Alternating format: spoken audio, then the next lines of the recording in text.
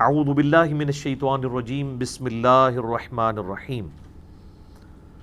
اب ڈسکس ہو رہا ہے طلاق کا ایشو کہ جب تیسری طلاق دے دی جائے ہمیشہ کے لیے علیحدگی ہو جائے گی، اس طلاق کا ذکر ہے۔ فَإِن طَلَّقَهَا، پس اگر تم نے تیسری طلاق بھی دے دی، کیونکہ بات سٹارٹ ہوئی تھی الطلاق مرتان سے، اب آخری طلاق جو تمہارے پاس حق تھا وہ بھی تم نے استعمال کر لیا، فَلَا تَحِلُّ لَهُ مِن بَعْدُ حَتَّى تَنْكِحَ زَوْجًا غَيْرَهُ، تو اب وہ والی بیوی جو ایکس بیوی تھی وہ کبھی بھی تمہارے لیے حلال نہیں ہو سکتی یہاں تک کہ وہ کسی اور مرد کے ساتھ شادی کر لے۔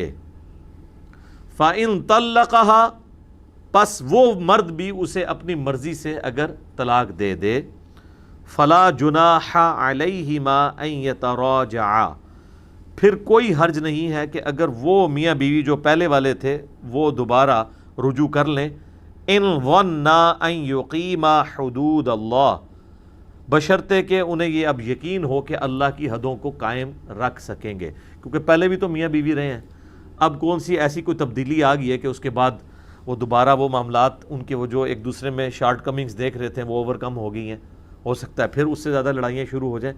اگر انہیں یقین ہو تو پھر اس معاملے کو آگے لے کے چلیں۔ وَتِلْكَ حُدُودُ اللَّهِ، اور یہ ہیں اللہ کی حدود، يُبَيِّنُهَا لِقَوْمٍ يَعْلَمُونَ، وہ بیان فرماتا ہے انہیں ان لوگوں کے لیے جو علم رکھتے ہیں۔ ظاہر علم کے بغیر تو اسلام پر چلنا ناممکن ہے جب تک آپ علم حاصل نہیں کریں گے، عمل کی باری تو بعد میں آتی ہے۔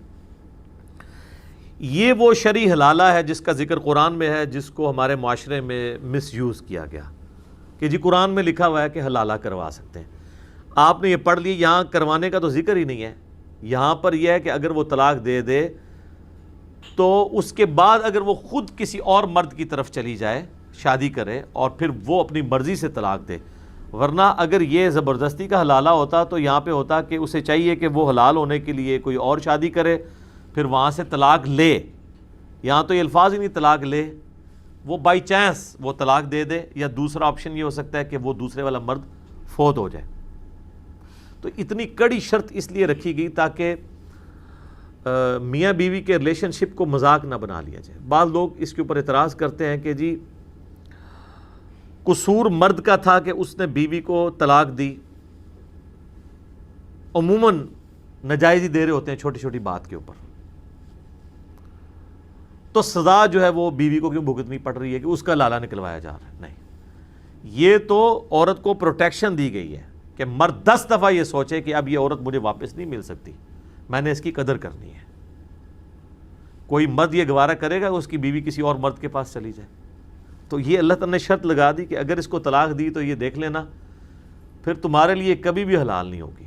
ہاں یہ ہے کہ تمہاری اس اعتبار سے کوئی لاٹری نکل آئے کہ یہ کسی اور مرد سے شادی کرے اور وہ اپنی مرضی سے اسے طلاق دے دے یا فوت ہو جائے، تو اس کے تو چانسز ہی ہیں نا، 1% بھی چانسز نہیں ہے اس کے۔ تو اس کو بنیاد بنا کے یہ کہنا کہ حلالہ کروایا جائے تو نبی علیہ السلام نے اس کا دروازہ بند کر دیا، اگرچہ قرآن میں کوئی گنجائش نہیں تھی، پھر بھی احادیث جو ہیں وہ قرآن حکیم کی جو تعلیمات ہیں ان کی مزید حفاظت کرتی ہیں۔ سنن ابن ماجہ میں ایک پورا چیپٹر ہے جس کا عنوان یہ ہے کہ حلالہ کرنے والے اور کروانے والے پہ اللہ کی لعنت ہے۔ اس کے اندر کئی ایک احادیث نبی علیہ السلام کی ہیں کہ آپ علیہ السلام نے فرمایا کہ اللہ کی لعنت ہے اس پہ جو حلالہ کرے یا کروائے۔ اب بعض لوگوں نے اس کا غلط مطلب بھی لے لیا، انہوں نے کہا جی لعنت تو ہو جائے گی لیکن اس طرح کروانے سے وہ معاملہ ایگزیکیوٹ ہو جائے گا، بھی لعنت کروائی اس لیے جا رہی ہے کہ یہ عمل کرنا ہی غلط ہے، آپ نے اس کو نہیں کرنا، اور منع فرمایا گیا اس سے، اور کافی سخت الفاظ حدیث کے اندر آئے ہیں۔ تو وہ ہے جسے کہا جاتا ہے کہ جی غیر شرعی حلالہ، ایک ہے شرعی حلالہ جو آٹومیٹکلی ہو جائے۔ اب آپ اس کو یوں سمجھیں، کوئی شخص اگر جان بوجھ کے روٹی کا ایک لقمہ اپنی زبان پہ رکھ لے تو اس کا روزہ ٹوٹ جائے گا، لیکن اگر وہ بھول کے بریانی کی پوری پلیٹ بھی کھا جائے روزہ ٹوٹے گا؟ نہیں۔ بخاری مسلم میں حدیث ہے اللہ نے اسے کھلایا ہے۔ تو یہ فرق ہے، ایک ہے آٹومیٹکلی حلالہ ہو جانا، بالکل درست ہے، ایک ہے جان بوجھ کے پری پلان حلالہ کروانا۔ پھر کئی حنفی علماء چونکہ اس معاملے کو یہاں لے کے چل رہے ہوتے ہیں، وہ حلالہ نکالنے والے باقاعدہ مولوی ہیں جو آن پیمنٹ حلالہ نکلواتے ہیں، اور ان میں بھی دو اقسام ہیں، ایک وہ ہیں جو واقعی فزیکلی حلالہ نکلواتے ہیں، اور بعض ایسے ہیں جو صرف کاغذی نکاح کر لیتے ہیں اپنے ساتھ یا کسی کے ساتھ، اور کاغذی طور پہ طلاق دلوا کے تو وہ اس کو ایگزیکیوٹ کروا دیتے ہیں۔ وہ بھی بخاری مسلم میں حدیث ہے کہ اس طرح سے نہیں ہوگا، کاغذی والا معاملہ تو ہو ہی نہیں سکتا، کیونکہ وہ تو نکاح ہوا ہی نہیں ہے جب تک کہ ازدواجی تعلق قائم نہ ہو جائے ان کا، تو وہ پریکٹیکلی وہ ایگزیکیوٹ نہیں ہوا۔ تو وہ اب خیر ان کی ریشو کم ہو گئی ہے جب سے میڈیا آیا ہے، تو جو پڑھے لکھے سمجھدار حنفی علماء ہیں انہوں نے بھی باقاعدہ پروٹیسٹ کیا ہے کہ یار یہ آپ لوگ غلط کر رہے ہیں۔ ایون یہ کیو ٹی وی کے اوپر جو بریلوی عالم ہیں مفتی اکمل صاحب، انہوں نے باقاعدہ کہا ہے کہ یہ جو حلالے نکالے جاتے ہیں یہ بالکل حرام ہے، یہ زنا ہے۔ تو فقہ حنفی بھی یہ ذہن میں رکھیے گا، یہ جو اہل حدیث نے پروپیگنڈا کیا نا کہ فقہ حنفی ایز اے فقہ یا as a school of thought اس کو سپورٹ کرتی ہے، تو یہ غلط ہے۔ ہاں یہ علیحدہ بات ہے کہ علماء یہ نکلوا رہے ہوتے ہیں، تو علماء اگر کوئی حرکت کر رہے ہیں تو وہ ان کے مکتب فکر کی ڈکلیئرڈ پالیسی نہیں ہے، نہ وہ فقہی ان کا مسئلہ کوئی موجود ہے، لیکن وہ پریکٹیکلی چونکہ لے کے چل رہے ہوتے ہیں، اس وجہ سے پھر وہ اس کے اگینسٹ ایک حرامہ بھی ہے۔ حرامہ یہ کہ 3 طلاقیں ہو چکی ہیں تو جا کے کسی اہل حدیث سے فتویٰ لے لیا کہ چونکہ ایک مجلس میں دی ہیں لہٰذا وہ تو 3 ہوئی نہیں، ایک ہی ہے، اور دوبارہ سے ان کو وہ فتویٰ لکھ کے، اور بلکہ وہ پہلے لکھواتے ہیں اسٹامپ پیپر پہ کہ جی آپ پہلے اناؤنسمنٹ کریں کہ میں اہل حدیث ہوتا ہوں۔ اس قسم کے زبردستی جو اہل حدیث کیے جا رہے ہوں گے، جو دنیاوی غرض کے طور پہ اہل حدیث ہو رہے ہوں گے، وہ ہوتا ہی ہے کہ بس وہ لکھ کے دیتے ہیں، باہر نکل کے اہل حدیثوں کو گالیاں نکال رہے ہوتے ہیں۔ کئی پیر ہیں جن کے اپنے بچیوں کے معاملات ہوئے ہیں تو انہوں نے اہل حدیثوں سے جا کے فتوے لیے ہیں، حالانکہ وہ حنفی تھے خود پیر، ان کو پتہ تھا یہ غلط مسئلہ ہے، تو میں نے اس کے لیے نام رکھا ہے حرامہ۔ تو نہ حرامہ جائز ہے اور نہ زبردستی کا حلالہ جائز ہے، یہ بالکل دین کے اندر ایگزیجریشن ہے۔ ایٹ لیسٹ اہل سنت کا اس پہ اجماع ہے کہ ایک مجلس کی 3 طلاقیں 3 تصور کی جائیں گی، اور اگر کسی کی تسلی نہیں ہے تو اہل سنت کی سب سے پہلی کتاب جو حدیث کی باقاعدہ لکھی گئی ہے وہ الموطا امام مالک ہے، امام مالک بن انس رحمہ اللہ تعالی المتوفى 179 ہجری، اس روایت پہ پہلی حدیث کی کتاب ہے جو باقاعدہ ایز اے بک لکھی گئی ہے۔ اس میں آپ جا کے طلاق کا چیپٹر کھول کے پڑھ لیں تو آپ کو بالکل واضح نظر آئے گا کہ صحابہ اکرام کے فتاویٰ انہوں نے طلاق بتہ کے اوپر لیے ہیں، یعنی جو ایک مجلس کی اکٹھی 3 طلاقیں، کہ وہ ایک عبداللہ ابن عباس کے پاس ایک شخص آتا ہے، میں نے اپنی بیوی کو 100 طلاقیں دی ہیں، انہوں نے کہا 97 تو تم نے ٹھٹا کیا ہے اللہ کے ساتھ، اس کا وبال چکھو گے، باقی رہی 3 طلاقیں اس سے تمہاری بیوی تمہارے لیے ہمیشہ کے لیے حرام ہوگی، اب ہم سے کیا فتویٰ لینے آئے ہو۔ ابن مسعود کے فتاویٰ ہیں، المصنف ابن ابی شیبہ میں پورے فتاویٰ موجود ہیں۔ امام ابن ماجہ نے باقاعدہ سنن ابن ماجہ میں باب باندھا ہے کہ ایک مجلس کی 3 طلاقیں 3 تصور ہوں گی، یعنی انہوں نے اپنا فارم دے دیا۔ امام بخاری نے باب باندھا ہے اکٹھی 3 طلاق کا جواز، وہ لیان والے مسئلے میں لے کے آئے، لیکن اس سے یہ بات ثابت ہو گئی کہ امام بخاری اس مسئلے کو صحیح مانتے تھے۔ وہ لوگ جو کہتے ہیں جی اکٹھی 3 طلاقیں دینا قرآن کے خلاف ہے، ابھی قرآن کے خلاف کب ہے؟ قرآن میں کب آیا کہ اکٹھی 3 طلاقیں جو دے گا تو اسٹیبلش نہیں ہوگی؟ قرآن میں صرف اتنا آیا کہ طلاق کا طریقہ ہے، جس طرح ایک جانور ذبح کرنے کا طریقہ ہے، آپ اس طریقے سے کریں گے تو وہ حلال ہوگا، نہیں کریں گے تو حرام ہوگا، لیکن جانور بھی مر جائے گا، بیوی گئی۔ تو وہ احادیث میں باقاعدہ صحابہ کا اجماع موجود ہے۔ تو لیان والے مسئلے میں تو ایون اہل حدیث بھی مانتے ہیں کہ اگر لیان والا مسئلہ ہو جائے، یعنی کوئی شخص اپنی بیوی کو کسی غیر مرد کے ساتھ دیکھتا ہے، تو بخاری مسلم میں وہ احادیث ہیں کہ اس طرح کا واقعہ حضور کے زمانے میں رپورٹ ہوا تھا، تو اس صحابی نے اسی ایک مجلس میں ہی اس کو 3 طلاقیں دے دی تھی، اور اس پہ اتفاق ہے کہ اس طرح کی 3 طلاقیں اسٹیبلش ہو جائیں گی۔ لہذا وہ ڈاکٹرن ٹوٹ گئی کہ اگر ایک مجلس کی 3 طلاقیں دیں تو قرآن کے خلاف ہیں، اور اس حوالے سے جو مسند احمد کی ایک روایت پیش کرتے ہیں ابو رکانہ والی، وہ تو جو ہے وہ داؤد بن حسین اکرمہ سے روایت کر رہے ہیں، اور وہ اس پہ جرح مفسر موجود ہے کہ ان کی روایت ان سے ضعیف ہوتی ہے، اگر وہ اکرمہ سے داؤد بن حسین بیان کر رہے ہوں تو وہ روایت بھی بالکل کمزور ہے۔ باقی یہ کہنا کہ جی طلاق چونکہ غلط طریقے سے دی ہے اس لیے اسٹیبلش نہیں ہوگی، تو اس کے ثبوت میں وہ حدیث ہے صحیح مسلم کی کہ عبداللہ بن عمر نے حالت حیض میں اپنی بیوی کو طلاق دے دی تھی. قرآن میں تو آیا کہ طلاق کی عدت شمار کرنی ہے اور طہر میں دینی ہے. بخاری مسلم میں حدیث ہے. نبی علیہ السلام نے ان کو رجوع کرنے کا حکم دیا. پھر وہ تابعی پوچھتا ہے کہ رجوع کا حکم دیا تھا تو جو پہلی عبداللہ بن عمر نے طلاق دے دی تھی وہ شمار کر لی گئی تھی؟ تو وہ کہتے ہیں کہ اس کو شمار کیے بغیر تو چارہ ہی نہیں تھا. اگرچہ حیض کی حالت میں طلاق دینا حرام ہے، لیکن مسلم شریف میں ہے کہ عبداللہ بن عمر نے دی، نبی علیہ السلام نے رجوع کروایا اور اس ایک طلاق کو ایک طلاق شمار کر لیا کہ بھئی ایک تم نے حق یوز کر لیا، پیچھے دو ہی رہ گئے، دو میں سے بھی ایک ہیں کیونکہ طلاق مرتان، دوسری بار دیں گے تو وہ تیسری ہو جائے گی فارغ. تو یہ اجماعی مسئلہ ہے اور میں نے اس میں بتایا تھا کہ بھئی اہل سنت کا اس کے اوپر اتفاق ہے. اس کے اوپر میرا کلپ بھی موجود ہے جس کی وجہ سے اہل حدیث کافی ناراض ہوئے، وہ آپ کلپ دیکھ لیں، ایک مجلس کی 3 طلاق کے اوپر.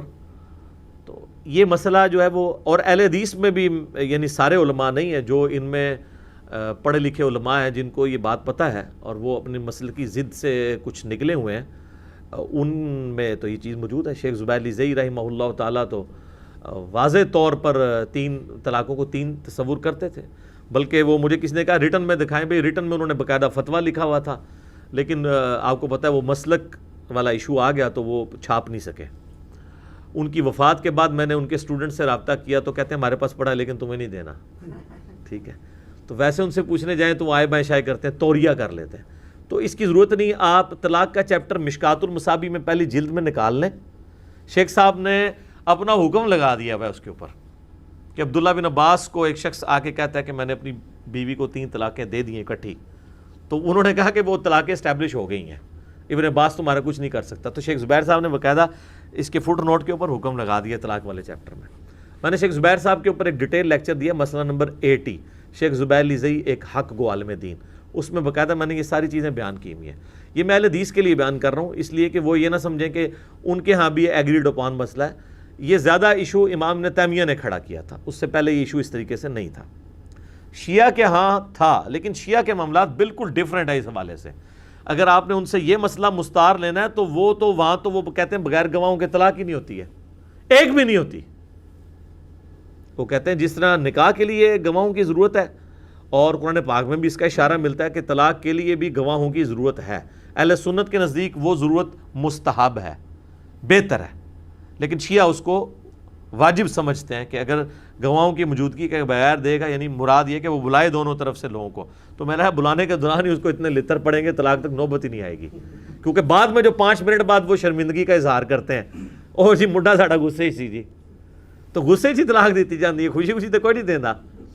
جامعہ ترمذی میں، سنن ابن ماجہ میں حدیث ہے، نبی علیہ السلام فرمایا کہ 3 چیزیں مذاق میں بھی ہو جاتی ہیں، نکاح، طلاق اور رجوع. یہ ڈراموں کے اندر جو نکاح طلاق ہو رہے ہوتے ہیں یہ اسٹیبلش ہو جاتے ہیں، یہ ایگریڈ اپون مسئلہ ہے.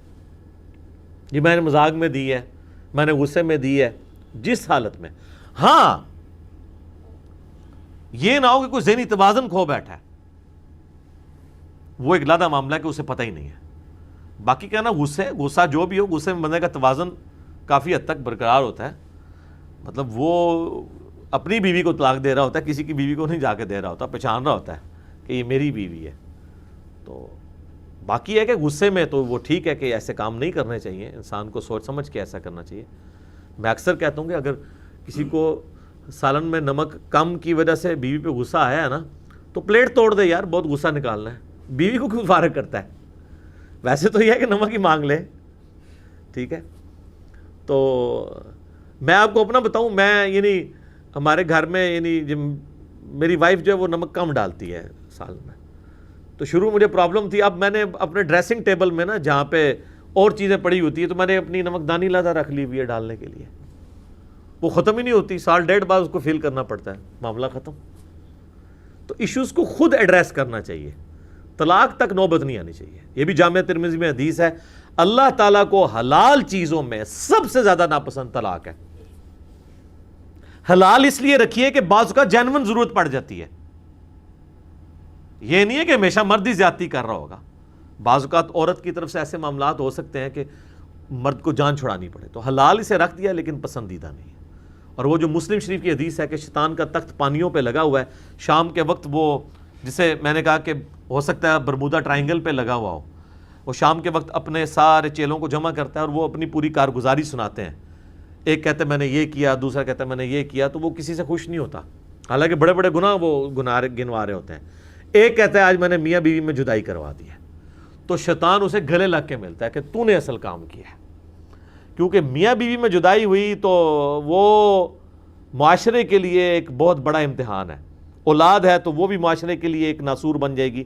آپ کو پتہ ہے جب علیحدگی ہوتی ہے پوری زندگی وہ اولاد کا مینٹل ماڈل نہیں تبدیل ہوتا، اور وہ اس کی اپنی زندگی پہ جو اثرات ہوتے ہیں اس کے بعد جب اس کی اپنی شادی ہوتی ہے نا، وہاں تک اثرات جا رہے ہوتے ہیں اس کے، جو حرکتیں اس نے بچپن میں آبزرو کی ہوتی ہیں. تو یہ تو کئی نسلوں تک معاملہ آ جاتے ہیں. اس لیے اسلام اس چیز کو ڈسکریج کرتا ہے کہ طلاق والی نوبت آئے. حتیٰ کہ آپ دیکھیں گے قرآن میں سب سے بڑا مسئلہ بے حیائی کا ہو سکتا ہے نا. ادھر بھی اللہ نے فرمایا کہ اگر عورت بے حیائی کرتی ہے تو اسے اپنے بسترے سے الگ کرو، پھر بھی باز نہ آئے تو اسے مارو. وہ بخاری مسلم میں ہے کہ چہرے پہ مارنے سے اجتناب کرنا ہے، اور ایسا نہیں مارنا کہ ہڈی پسلی توڑ دی جائے. تو بے حیائی والا معاملہ بھی ہو، سب سے بڑا مسئلہ یہی ہو سکتا ہے نا طلاق والا. وہاں بھی قرآن یہ نہیں کہتا کہ آپ نے طلاق دینی ہے. اس بے حیائی سے مراد میں یعنی تعلقات کی بات کر رہا ہوں، یعنی زنا کی بات نہیں کر رہا. زنا والے کیس میں تو لیان والا معاملہ ہے نا، وہ تو پھر آپ کو پتا ہے اس صحابی نے بخاری مسلم الفاظ نے کہا یا رسول اللہ میں ایسی عورت کو پھر اب کیسے رکھ سکتا ہوں. تو اس نے ایک ہی مجلس میں کہا کہ میں نے اپنی بیوی فارغ کی. اور وہ ابن سیرین کہتے ہیں پھر یہ ہمیشہ کے لیے مسلمانوں کے ہاں اسٹیبلش ہو گیا لیان والا طریقہ کہ اگر کوئی مرد کسی غیر مرد کے ساتھ اپنی بیوی کو دیکھ لے تو وہ پھر اس کے ساتھ وہ علیحدگی اختیار کر لے گا. لیان کا ایشو تو آیا نا سورۃ النور کے اندر کہ وہ قسم کھائے گا اور پھر آخری دفعہ کہے گا کہ میں اگر جھوٹا ہوں تو اللہ کی لعنت ہو مجھ پہ. وہ سورہ نور جب آئے گی تو میں اس کو بیان کروں گا. لیکن اگر عورت بھی قسم کھا لے تو ظاہر ہے گواہ تو مرد کے پاس کوئی نہیں ہے. اب مرد نے تو دیکھا ہوا ہے لیکن عورت بھی سزا سے بچنے کے لیے کہتی ہے کہ یہ جھوٹ بول رہا ہے، تو الٹیمیٹلی پھر ظاہر ہے کہ مرد پر ایسی عورت کو تو نہیں رکھے گا، اس نے تو دیکھ لیا نا. اور اس میں یہ بھی یاد رکھیں، اسی میں یہ چیز امپلائڈ ہے، اگر ایک عورت کو پتہ ہے کہ اس کے مرد نے اسے کٹھی 3 طلاقیں دے دی تھی یا 3 مختلف مجالس میں 3 طلاقیں دی ہوئی ہیں اور وہ بعد میں مکر جاتا ہے، اب قانوناً تو جوڈیشری جو ہے وہ مرد کی سٹیٹمنٹ کو مانے گی کیونکہ گواہ تو عورت کے پاس بھی کوئی نہیں. لیکن عورت کو اگر یہ پتا ہے کہ اس نے میرے ساتھ یہ کیا ہے، وہ عورت ایسے مرد کے ساتھ نہ رہے، کھلا لے لے. اپنی طلاق تو پروف نہیں کر سکتی لیکن اس کو تو پتا ہے نا کہ اب یہ ہماری زندگی حرام کی گزرے گی. تو حرام کی زندگی کیا عورت یہ کہہ کے گزار سکتی ہے کہ خیر ہے میرا مرد ہی اس کا گناہگار ہوگا؟ اس کو تو پتا ہے نا اس نے 3 طلاقیں دی ہوئی ہیں، تو وہ کھلا لے لے، علیحدہ ہو جائے. ضرورت ہی نہیں ایسے مرد کے ساتھ رہنے کی. اور آپ دیکھتے ہیں ہمارے اس معاشرے کے اندر کتنے جوڑے سالوں سے آباد ہیں جن کی طلاقیں ہوئی ہوئی ہیں. ایون وہ والی طلاقیں بھی ہوئی ہوئی ہیں جس کو اہل حدیث بھی 3 طلاق مانتے ہیں کہ 3 مختلف مجالس میں 3 طلاقیں دی ہوئی ہیں، پھر پکڑ کے صلح کروا دیتے ہیں اور پھر معاملات چل رہے ہیں. تو اس کے اثرات پھر نظر آتے ہیں نا جی. تو یہ شریعت کی پابندیوں کو جب ایسے توڑا جاتا ہے تو اس کی جس طرح اچھے کاموں کی برکات ہیں تو ان چیزوں کی جو ہے وہ نحوست کہہ لیں اس کو، وہ بھی بھگتنی پڑتی ہے پھر پورے معاشرے کو. تو اس حوالے سے ان معاملات کو بڑی ڈیٹیل کے ساتھ قرآن کے اندر بیان کر دیا گیا ہے. لہٰذا حلالہ بھی جو زبردستی کیا جائے، پری پلان کیا جائے، وہ حرام ہے، اور حرامہ بھی حرام ہے. یہ دونوں چیزوں سے بچا جائے. اور اس کا طریقہ کار یہ ہے کہ یہ علماء کی ذمہ داری ہے کہ جب وہ نکاح پڑھنے کے لیے جاتے ہیں کہیں پہ تو ایٹ لیسٹ مرد کو ضرور سمجھا دیں نکاح اور طلاق کے مسائل. موٹے موٹے 2-3 ہی مسائل ہیں نا. سب سے بڑی چیز یہی ہے کہ اس کو بتایا جائے کہ بھائی طلاق کے لفظ سے اوائڈ کرنا ہے. اور یہ بھی یاد رکھیے گا اگر کوئی مرد اپنی بیوی کو یہ کہتا ہے کہ تو میری طرف سے فارغ ہے اور نیت تھی اس کی طلاق دینے کی کہ ہمیشہ کے لیے سے فارغ کر رہا ہوں، تو 3 طلاقیں ہو گئی، اب رجوع نہیں ہو سکتا. اور اگر ویسے اس نے ایک جملہ بولا ہے کہ تو میری طرف سے فارغ ہے، طلاق کی نیت نہیں تھی، جیسے ہم اپنے دوست کو بھی کہہ دیتے ہیں نا تو رہائی فارغ ہے، تو پھر اس پہ طلاق کا حکم نہیں لگے گا. اچھا یہاں پہ نیت کا اعتبار ہوگا، لیکن لفظ طلاق جب کوئی بولے گا تو اس کی نیت کا اعتبار نہیں ہوگا. پھر فتویٰ ظاہر کے اوپر لگے گا. اب وہ کہتے ہیں میں نے طلاق مذاق میں دیا یا میں طلاق نہیں کوئی اور لفظ بولنا چاہ رہا تھا لہذا مجھے جو ہے نا وہ اس میں کوئی مل جائے, نہیں, وہ ادر دین طلاق کے لفظ کے لیے. طلاق جب بھی بولی جائے گی تو طلاق کا وہی معنی لیا جائے گا جو طلاق کا معنی اسٹیبلش ہے مسلم معاشرے کے اندر. یہ میں ساتھ ساتھ اس لیے مسائل بیان کر رہا ہوں کہ یہ تاکہ جب قرآن کی تفسیر ریکارڈ ہو تو کوئی کسی کی تشنگی باقی نہ رہے. آپ دیکھ رہے ہیں کہ میں کافی تفصیل سے بول رہا ہوں, مختصر تو کافی لوگوں نے کام کیا ہے, ڈاکٹر اسرار صاحب نے بیان القرآن کیا ہے, لیکن ظاہر ہے کہ وہ خود کہتے تھے میں حدیث کی فیلڈ میں امی ہوں, اختلافی موضوعات میری فیلڈ نہیں ہے, تو وہ بس اتنا ہی بیان کرتے تھے جتنا اس کے اندر لکھا ہوا ہے. باقی جو اس کے ساتھ چیزیں معاشرے میں جڑی ہوئی ہیں, احادیث کے معاملہ, اب آپ بیان القرآن پورا سن لیں, انہوں نے 3 طلاق کا مسئلہ ایڈریس ہی نہیں کیا, بتایا ہی نہیں انہوں نے کہ کون سا مسئلہ صحیح ہے کون سا غلط ہے. وہ اسی لیے کہ وہ چاہتے نہیں تھے, کیونکہ تنظیم اسلامی میں اکثر اہل حدیث ہیں تو وہ ان کو بھی اپنے خلاف نہیں کرنا چاہتے تھے. اور لیکن وہ امام ابن تیمیہ کے مسلک کے اوپر تھے, وہ کٹھی 3 طلاق کو ایک مانتے تھے. لیکن پھر انہوں نے بعد میں ایک ویڈیو ریکارڈ کروائی کہ جب مجھے یہ پتہ چلا کہ اہل سنت کا یہ متفقہ مسئلہ ہے تو میں اب اہل حدیث اور ابن تیمیہ کے مسئلے سے دستبردار ہوتا ہوں. تو لیکن دلائل نہیں انہوں نے دیے کہ کس بنیاد پہ. تو اہل حدیث کو بھی بکس کی طرف رجوع کرنا چاہیے اور خام خواہ اس معاملے میں ضد نہیں بنانی چاہیے جب اہل حدیث کے اندر خود بڑے علماء موجود ہیں, اور ان میں وہ علماء بھی ہیں جن کی میں قدر کرتا ہوں اور وہ علماء بھی ہیں کہ جو مجھ سے سخت دشمنی رکھتے ہیں لیکن وہ بھی یہی موقف رکھتے ہیں. تو اس لیے سچائی کی طرف لوٹنا چاہیے. آپ کا دوسرا سوال, تو 3 طلاق کا کہہ رہے تھے کہ میڈیا کافی 3 طلاق اچھال رہی ہے اور اس کا کیا جواب ہے؟ افسوس کی بات ہے کہ معاشرے میں, مسلمان کے معاشرے میں 3 قسم کی طلاق ہے. مسلمان کے معاشرے میں, سوسائٹی میں, ایک طلاق بدعت, طلاق طلاق طلاق ایک ساتھ میں کو ہو جاتی ہے. ایک طلاق حسن جو طلاق دو, 1 ماہ رکو حیض کے لیے, پھر طلاق دو, پھر رکو, پھر تیسرا طلاق دو. اور تیسرا طلاق کے حسن جو بالکل صحیح طریقہ ہے جو قرآن شریف کے ہے, طلاق دو اور 3 ماہ رکو.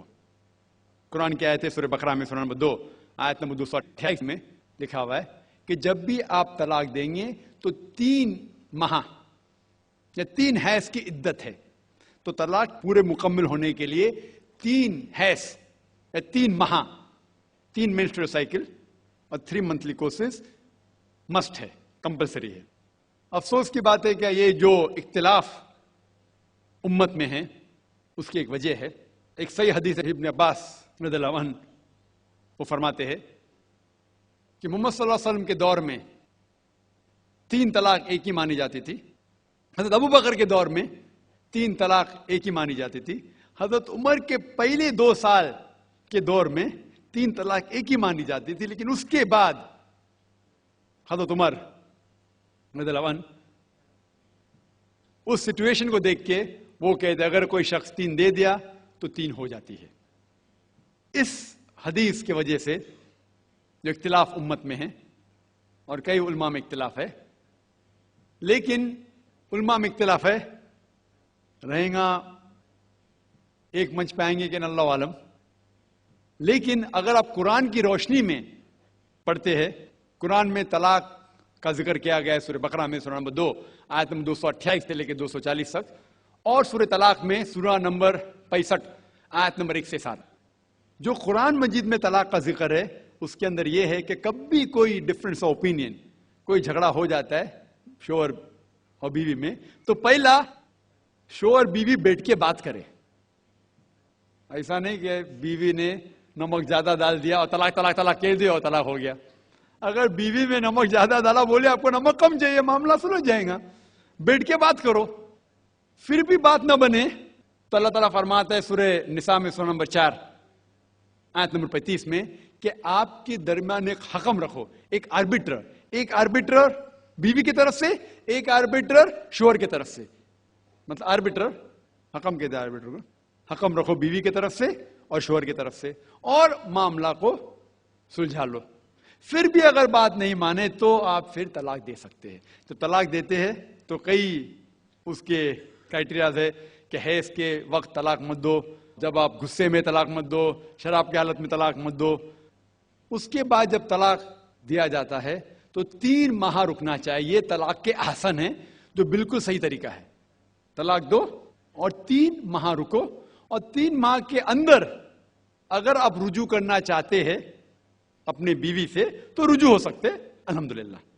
اگر 3 ماہ تک آپ سمجھتے نہیں مجھے میرے بیوی سے الگ ہونا ہی چاہیے تو 3 ماہ کے بعد عدت گزرنے کے بعد آپ دونوں میاں بیوی نہیں رہتے، آپ الگ ہو جاتے. لیکن اس کے بعد اکثر مسلمان بھی نہیں جانتے یہ قرآن کی آیت کیا ہے. قرآن شریف میں لکھا ہوا ہے سورہ بقرہ میں سورہ نمبر 2 آیت نمبر 232 میں کہ اگر وہ شخص اپنی پرانی بیوی سے پھر سے شادی کرنا چاہتا ہے تو مت روکیے. تو اگر طلاق ہو چکا ہے صحیح طریقے سے، طلاق کے احسن کے طریقے سے، اور 3 ماہ ہو گئے، عدت گزر گئی، 6 مہینے بعد اگر لگا بھائی جو میں نے کیا غلط کیا، میں پھر سے شادی کرنا چاہتا ہے، تو وہ آدمی اپنی پرانی بیوی سے پھر سے نکاح کر سکتا ہے، لیکن نیا نکاح نیا مہر. نیا نکاح نیا مہر جو کئی مسلمان نہیں جانتے. افسوس کی بات ہے کہ ہم مسلمان قرآن کو ترجمے کے ساتھ پڑھے ہی نہیں، صحیح حدیث کو ترجمے کے ساتھ پڑھے ہی نہیں. اگر ہم قرآن شریف کو صحیح طریقے سے پڑھیں گے اور صحیح حدیث پہ عمل کریں گے تو یہ جو غلط فہمیاں ہیں دور ہوئیں گی. اور پھر سے اگر شادی ہوئی پھر سے آپ ساتھ میں رہ سکتے، پھر سے پرابلم ہوا تو پھر طلاق دو، پھر 3 ماہ رکو، پھر سے الگ ہو جاؤ، پھر سے آپ چاہتے پھر سے شادی کر سکتے. 3 بار جائز ہے، تیسری بار آخری بار ہے. اس کے بعد آپ پھر سے شادی نہیں کر سکتے جب تک وہ دوسری کسی سے شادی نہیں کرے. لیکن میں نے اپنی زندگی میں ایک بھی شخص میرے زندگی میں نہیں آیا جو طلاق کے حسن کیا، صحیح طریقے سے طلاق دیا، علیحدہ ہو گئے، پھر نکاح ہو گیا، پھر علیحدہ ہو گئے، پھر نکاح ہوا، پھر علیحدہ ہوا. میں نے کوئی بھی شخص میرے زندگی میں پورے دنیا میں ایسا شخص کے بارے میں سنا ہی نہیں جو صحیح طریقے سے کیا اور بچھڑ گیا، پھر سے شادی کی، پھر سے بچھڑ گیا، پھر سے نکاح کے، پھر بچھڑ گیا، پھر شادی کرنا چاہتا ہے. اگر آپ صحیح طریقے سے قرآن کے اوپر عمل کریں گے تو یہ نوبت آئیں گی نہیں. اور کچھ لوگ جو اسلام کو مذاق بنائیں اور کیا کہتے کہ اچھا اگر ایک ساتھ میں دے دیے، 3 طلاق دے دیے، ہو گئی، ابھی کیا حلالہ کرو. قرآن کہتا ہے 3 طلاق ایک ساتھ میں بھی دیں گے تو ایک ہی ہوتی ہے. محمد صلی اللہ علیہ وسلم کے وقت پہ 3 بھی ایک ساتھ میں دینا ایک ہی ہوتا تھا. حضرت ابو بکر کے ٹائم میں بھی 3 طلاق ایک ہی ہوتا تھا. حضرت عمر کے دور میں لوگ جو کہتے 3 طلاق 3 ہوتی ہے، کئی علماء کہتے ہیں کہ ان نے یہ اپنے فتوے پہ رجوع کیے اور انہیں افسوس تھا کہ یہ فتویٰ انہیں دیے، اور کئی لوگ کہتے نہیں ان کا فتویٰ صحیح تھا. اس میں امت کا اختلاف ہے. لیکن اگر قرآن کی روشنی میں دیکھیں گے تو 3 طلاق ایک ساتھ میں بھی دیں گے تو ایک ہی ہوتی ہے. حضرت عمر کے دور میں رضی اللہ عنہ انہوں نے کہا تھا کہ ہم اسے کہہ نہیں سکتے کیا وہ غلط ہے، لیکن علماء یہ کہتے ہیں، مثال کے طور پر ابن تیمیہ، شیخ ابن تیمیہ، وہ کہتے ہیں کہ یہ حضرت عمر میں اللہ بھی پلیز رضی اللہ عنہ، وہ محمد صلی اللہ علیہ وسلم نے جو کہا اس کے اوپر نہیں ہے، اسی لیے ہمیں بات ماننا چاہیے قرآن اور اللہ کے رسول کی.